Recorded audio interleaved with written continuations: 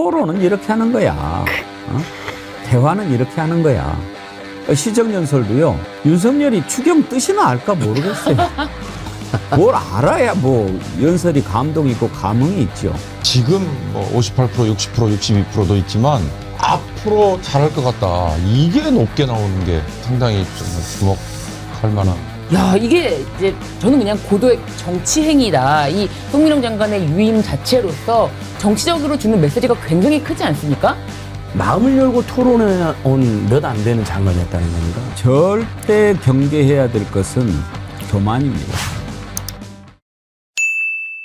오늘 국회 시정연설 들어오기 전에 좀 보셨나요, 네. 영경호 소장님? 예, 당연히 지켜서 봤죠. 예.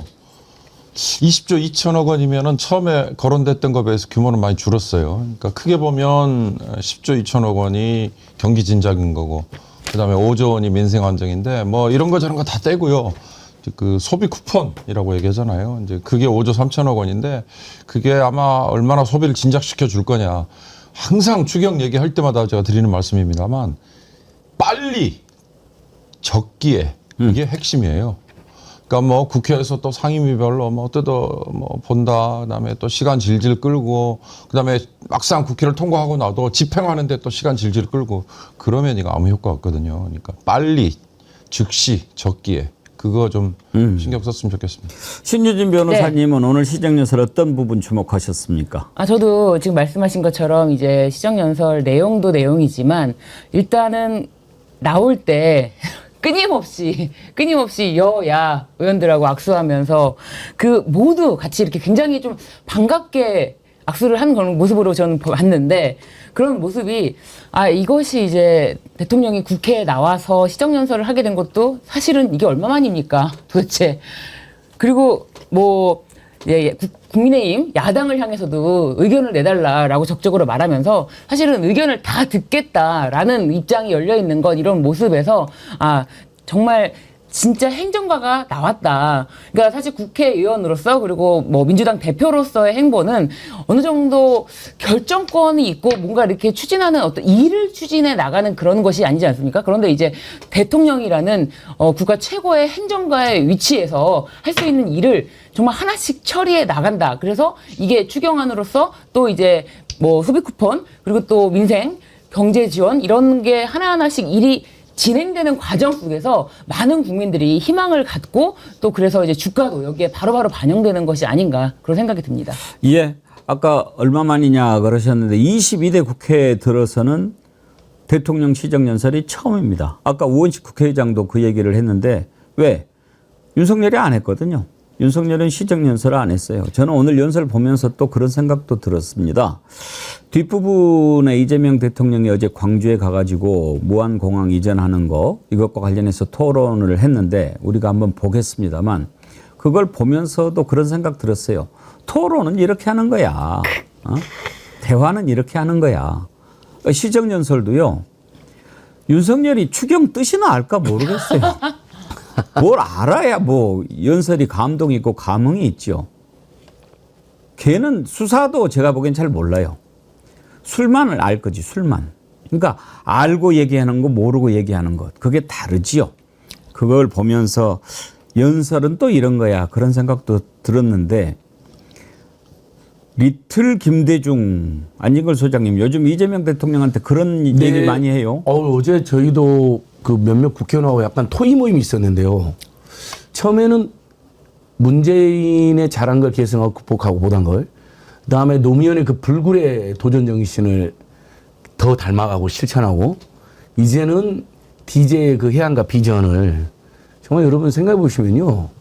그 어려운 시기에 6.15 정상회담을 해내고 국가인권위를 만들어내고 IMF를 극복하고 벤처 IT에 엄청난 투자를 하고 문화예술에 엄청난 투자를 해서 지원을 확 늘리되 간섭하지 않는 원칙을 만들어놨고 지금 대한민국이 이렇게 IT 강국, 문화예술 강국 되어 있잖아요.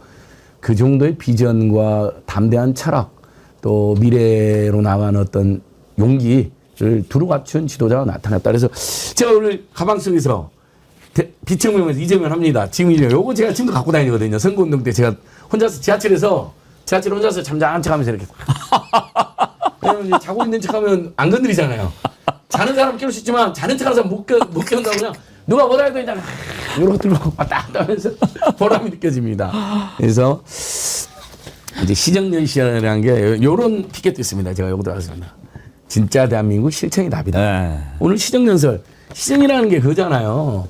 뭐 미국 대통령들이 연두교서처럼 이제 연초에 어떤 상황을 설명한다 해서 그런데 정치를 시행한다는 뜻이거든요.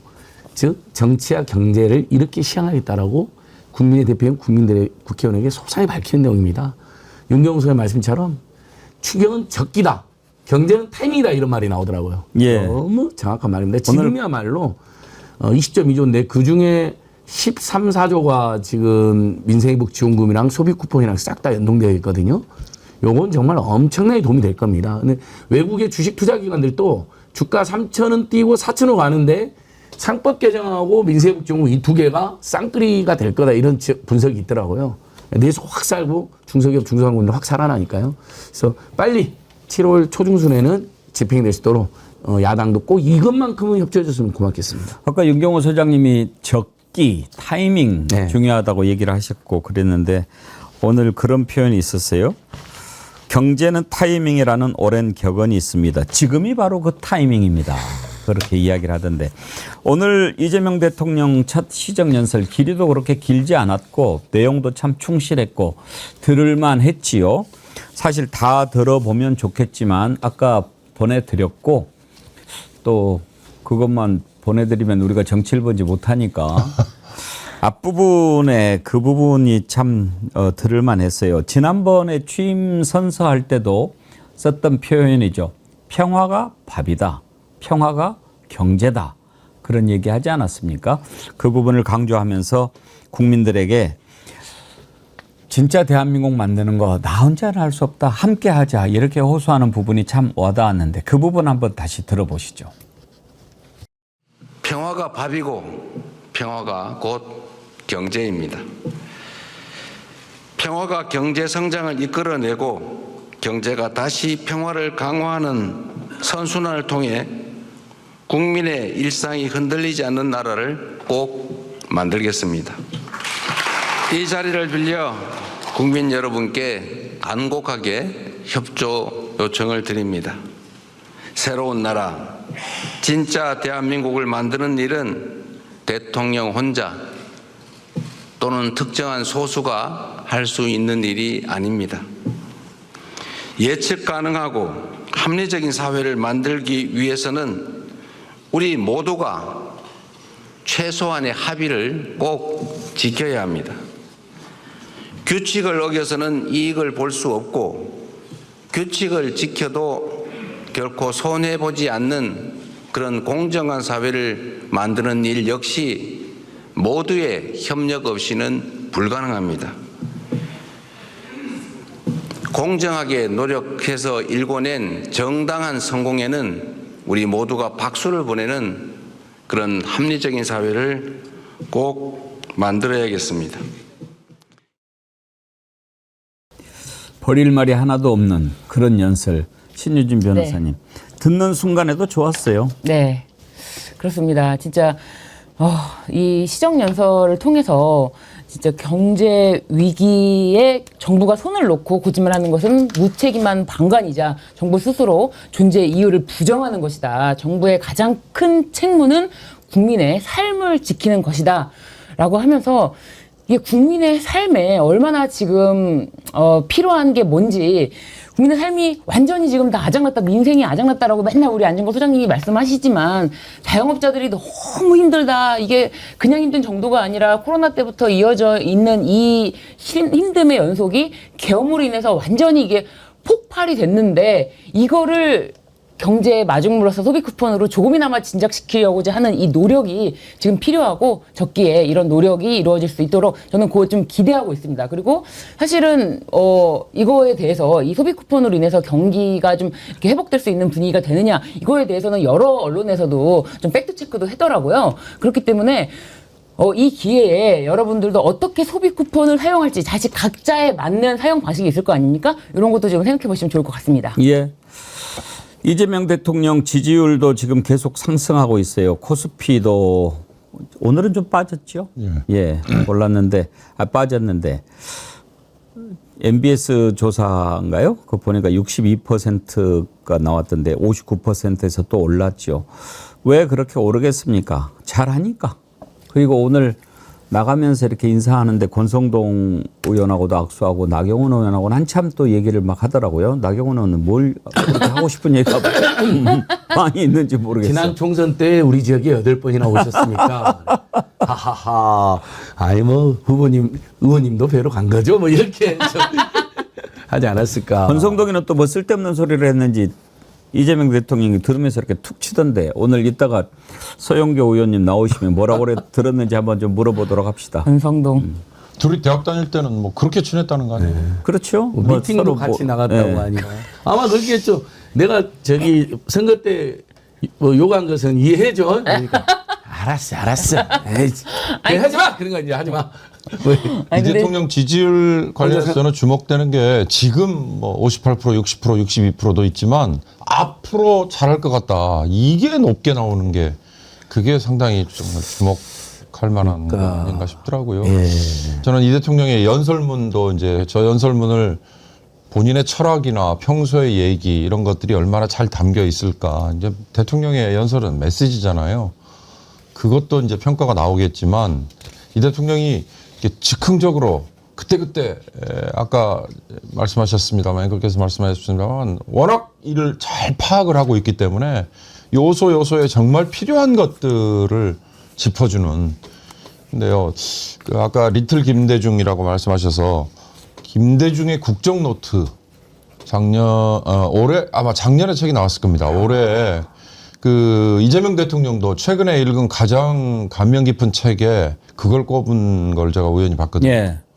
김대중의 국정노트가 뭐냐면요. 김대중 대통령이 집권 기간 내내 모든 회의를 주재할 때 그리고 모든 회의에 대비할 때 해놓으셨던 메모 그걸 김대중 재단 그리고 김대중 도서관에서 가지고 있다가 그걸 한겨레 박찬수 기자에게 제공을 해서 박찬수 기자가 그걸 분석을 해서 쓴 책인데요.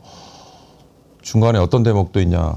해독이 불가능한 이 흘림체 글씨들도 있는데요. 김대중 대통령의 그 꼼꼼한 제목 그리고 그 회의에서 내가 지시를 해야 할 거 그다음에 부처마다 어떤 점이 미비했는지 뭐 이런 것들이 정말 놀라울 정도로 담겨 있어요.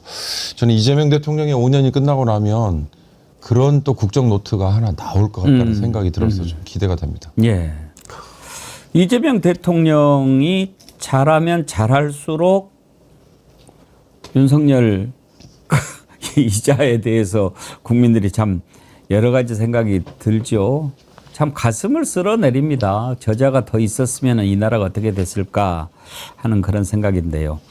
김베로니카님, 모든 것이 이제야 제자리로 돌아온 이 기분 아시겠지요? 대통령의 품격이 국민의 품격입니다. 좋아요, 너무 좋아요. 그러셨습니다.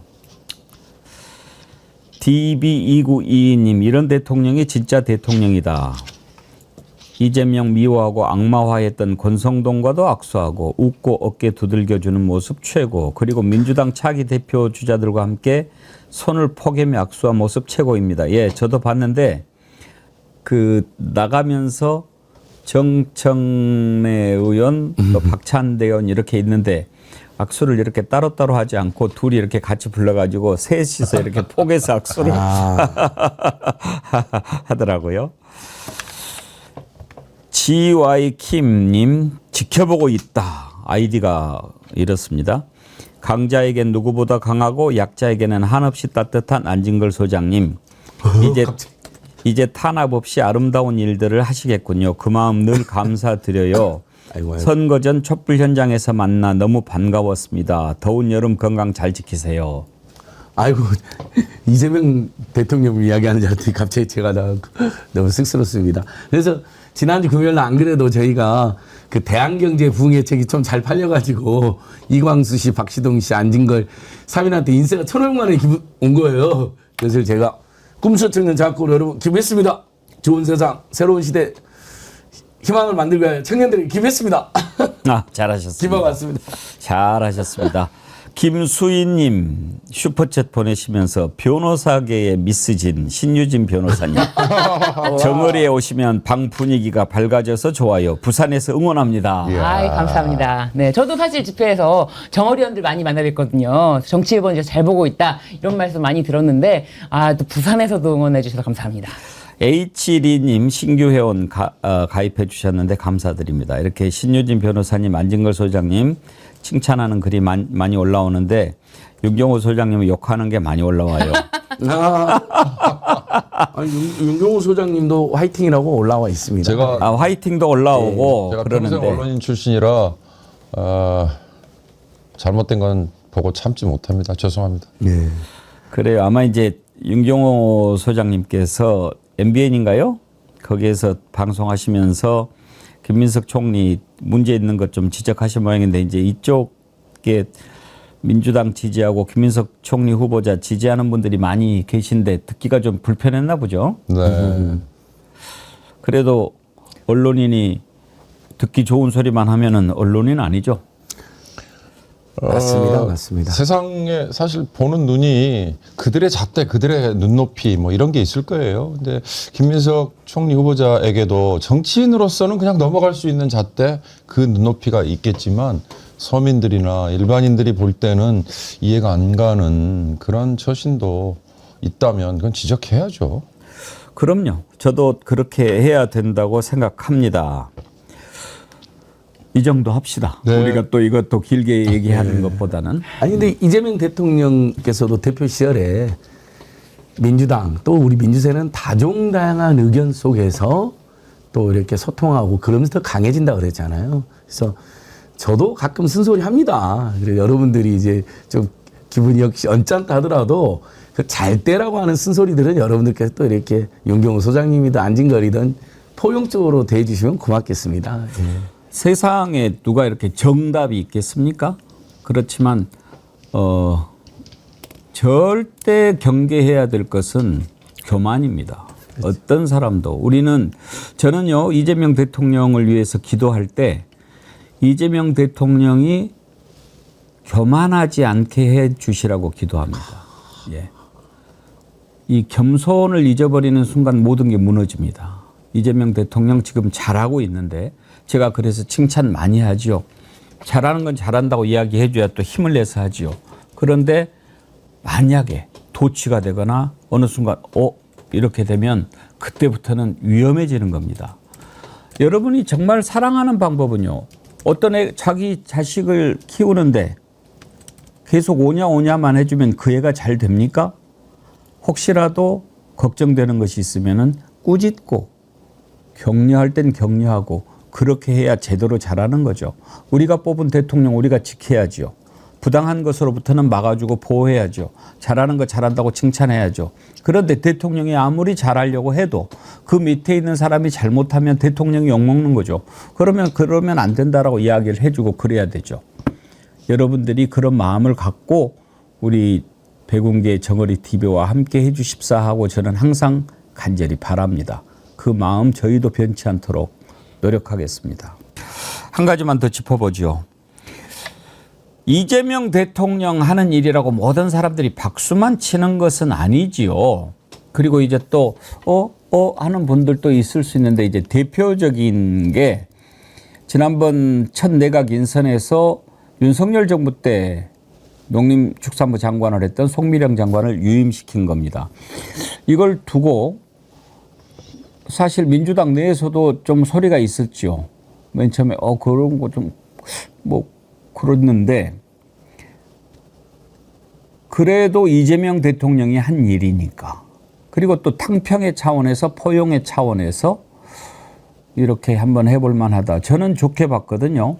그리고 아마 국무회의를 윤석열 내각을 데리고 했는데 유일하게 혼자 이렇게 열심히 적고 답변하고 그랬던 사람이 송미령 장관이라는 거 아닙니까? 근데 이제 국민의힘이 이제는 오히려 막 공격을 하고 배신자 프레임 막 그렇게 얘기하는 거죠. 이제 그리고 지금 진보당 쪽에서도 또 농민단체에서도 안 된다. 왜? 지난번에 농업사법을 반대하지 않았습니까? 그러면서 이제 농망법, 농촌을 망치는 법이다 이런 얘기를 했던 것을 소환하면서 비판을 하고 있는데 저는 개인적으로는 그래도 한번 맡겨보자. 이걸 꼭 변절이라고 봐야 되느냐.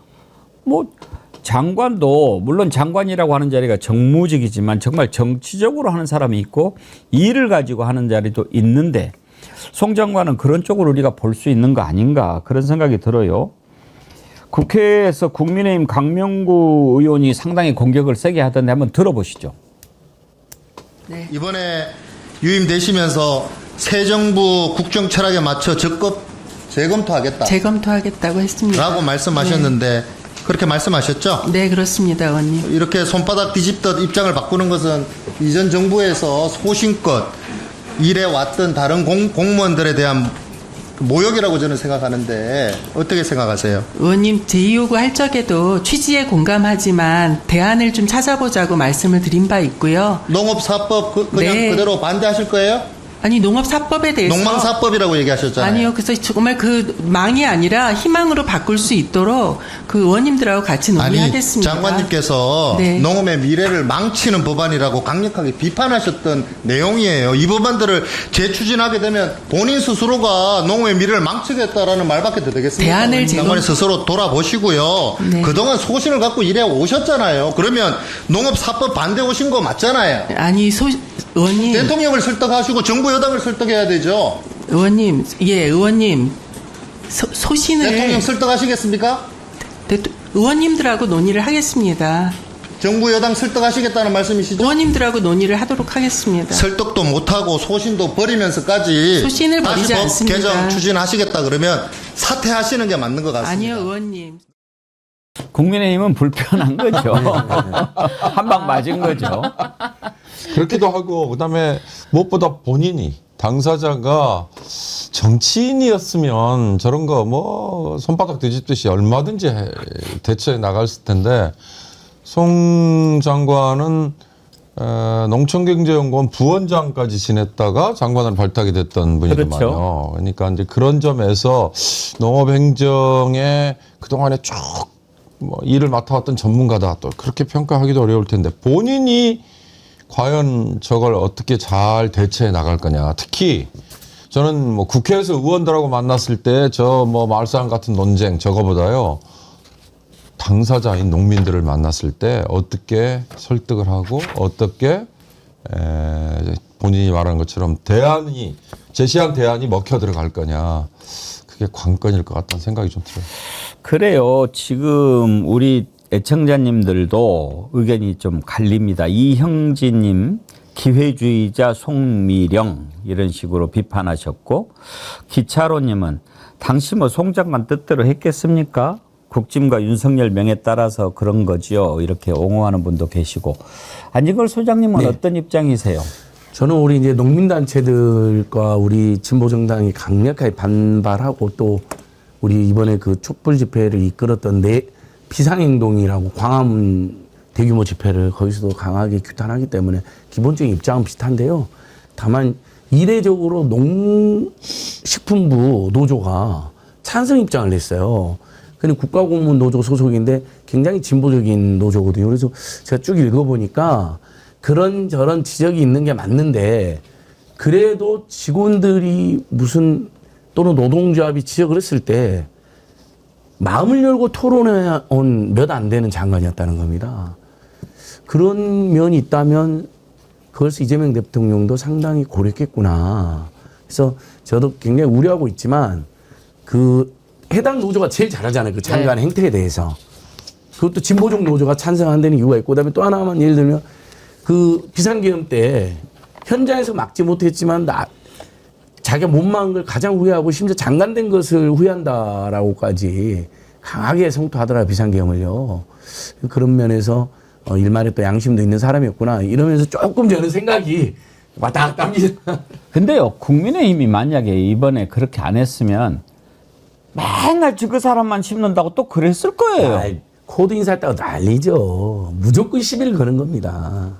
저는 신유진 네. 변호사님 의견은 어떠셨습니까? 저는 사실 농식품부 노동조합에서 굉장히 이제 어떻게 보면은 송미령 장관에 대해서 뭐 그동안에 뭐 뭐 성실함과 뭐 친화력을 바탕으로 잘 할 것이다라고 확신한다 이렇게 발표를 했길래 노동조합이지만 진보적인 성향은 아니라고 좀 의심을 했었거든요. 왜냐하면 다 이렇게 노동조합마다 성향을 알 수가 없으니까. 그런데 이제 지금 안진걸 소장님께서 그렇게 말씀을 해주시니까 이건 굉장히 의외다라는 생각이 들고, 야, 이게 이제 저는 그냥 고도의 정치 행위다. 이 송민영 장관의 유임 자체로서 정치적으로 주는 메시지가 굉장히 크지 않습니까?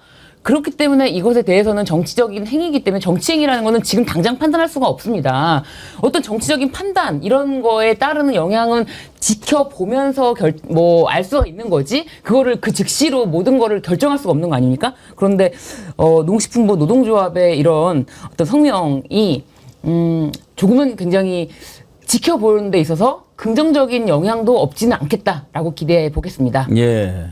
대통령실 대변인이 설명을 했어요. 그다음에 강훈식 비서실장이 또 보완 설명도 했어요. 근데 그럼에도 불구하고 반대가 있다는 얘기는 좀 설명이 부족했다. 그렇다면 대통령께서 저는 이걸 한마디 하는 게 어떨까 하는 생각이 들어요. 이를테면 첫 국무회의, 두 번째 국무회의에서 내가 대화를 하면서 송미령이라는 전임 장관에게 이러이러한 점에서 더 맡겨도 될 것 같다는 판단을 했다라는 식의 얘기라도 한마디 하면 좋지 않을까. 왜냐하면 진짜 한간에는 두 가지 이제 근거 없는 버전들이 돌고 있습니다. 하나는 무언가 개인적인 연결고리가 있을 것이다. 세상의 인사에는 그런 거 없이 이렇게 되는 게 없다. 이런 이제 근거 없는 얘기 하나. 두 번째, 한덕수 전임 국무총리, 최상목 등등이 계엄에 대해서 사전에 전혀 통보받은 바 없고 오라고 그래서 대통령실 가가지고 그때 문건도 처음 받고 어쩌고 저쩌고 했던 얘기를 송미령 장관의 검찰에서의 증언 때문에 한 방에 엎을 수 있었다. 이런 얘기들이 지금 돌고 있잖아요. 그거에 기여를 했기 때문에 그에 대한 보상이다. 근데 저는 농림부 장관을 다시 쓰면서 그런 정치적인 거에 대한 보상이기 때문에 발탁했다. 이런 얘기는 불식을 시켜야 되잖아요. 그렇죠. 예. 그래서 대통령이 무게 있게 한 말씀을 하시면 어떨까 하는 생각이 듭니다. 믿어봅시다. 그리고 또 한번 봅시다. 네. 제가 생각하기에는 뭐 완전 정치인 출신이 아니잖아요. 농촌경제연구원에서 쭉 이렇게 부원장까지 됐던 그런 전문가니까 그런 차원에서 결정을 한 것 같습니다. 만약에 제가 조금만 덧붙이면 사실은 지난 정부에서도 내란에 적극 가담하지 않고 오히려 그것을 적극 반대하는 사람이 있다면, 근데 일도 잘한다면 우리랑 입장이 달랐지만 쓸 수 있다라는 정말 실험과 통합의 저는 상징이라고 생각하거든요. 근데 그러면 이송민영 장관이 진짜 그런 노력을 해줘야 됩니다. 농민단체도 만나고 반대하는. 그 다음에 농업 이슈 오면 농업 비리를 이야기하는 농민들과 시민들이 너무나 많습니다. 이러면 진짜 새 정부 기대에 맞게 농업 비리 같은 것도 한 번에 정말 제대로 좀 수술해서 국민들 기대에 부합해야 되지 않을까요?